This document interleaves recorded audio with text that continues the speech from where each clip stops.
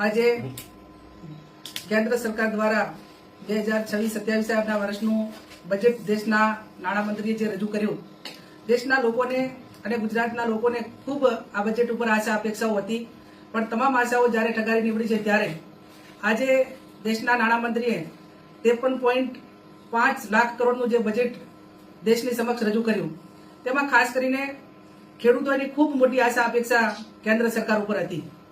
જ્યારે યુપીએની સરકાર હતી મનમોહનસિંહજીની, એ ટાઈમે 71,000 કરોડનું ખેડૂતોનું દેવું માફ કરવામાં આવ્યું હતું.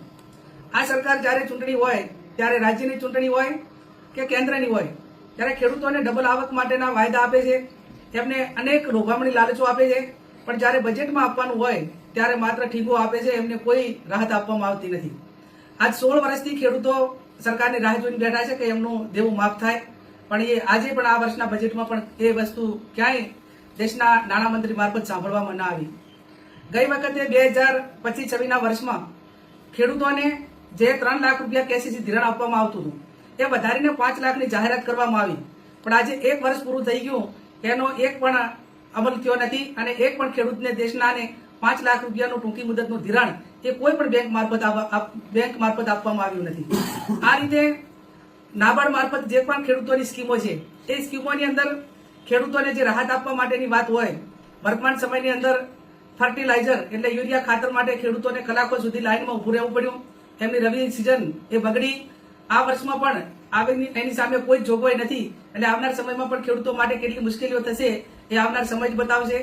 એવી જ રીતે આ બજેટની અંદર જ્યારે ખેડૂતોલક્ષી યોજનાઓની જે જોગવાઈઓ કરવામાં આવી, તે પણ માત્ર નહીવત કરવામાં આવી છે. ગામડાની વાત કરીએ તો ગામડામાં જે બજેટ ફાળવવામાં આવે એની અંદર ગામડાની રોજગારી હોય, ગામથી ગામને જોડતા રસ્તાની વાત હોય કે ગ્રામ્ય વિસ્તારમાં જે કંઈ સરકાર મારફત જે સુવિધાઓ આપવામાં આવે છે, એની જે બજેટમાં જોગવાઈ કરવાની થતી હોય એ પણ ઘણી જ ઓછી છે.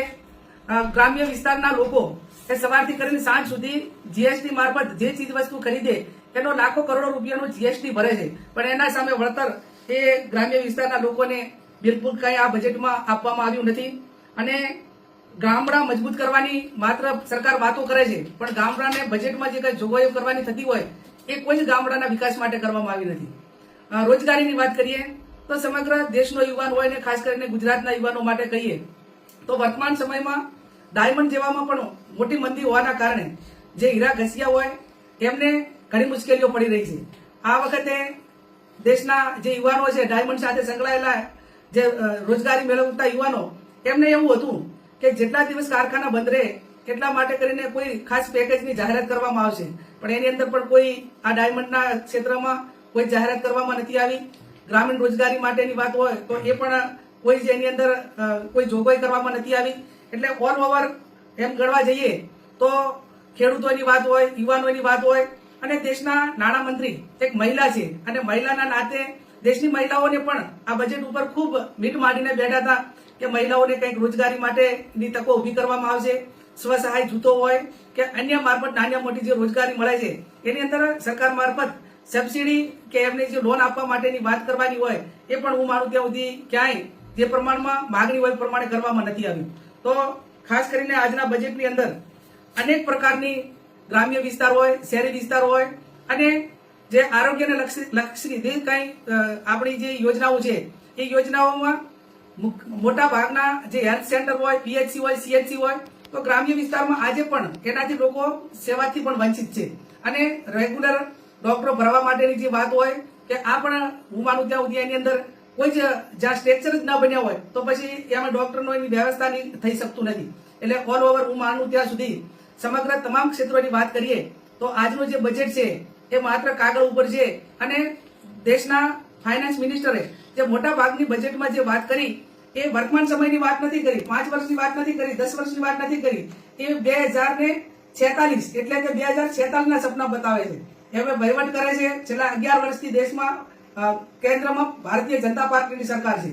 એમને 11 વર્ષની અંદર જે કરવાનું હોય નથી કર્યું અને હજી 2046ના સપનાનું ભારત બતાવે છે. એટલે ઓલ ઓવર હું માનું છું ત્યાં સુધી દેશના લોકોની જે આશા અપેક્ષા હતી એ આ બજેટની અંદર બધી જ ઠગારી નીવડી છે, એમને અંતે નિરાશા સાંપડી છે.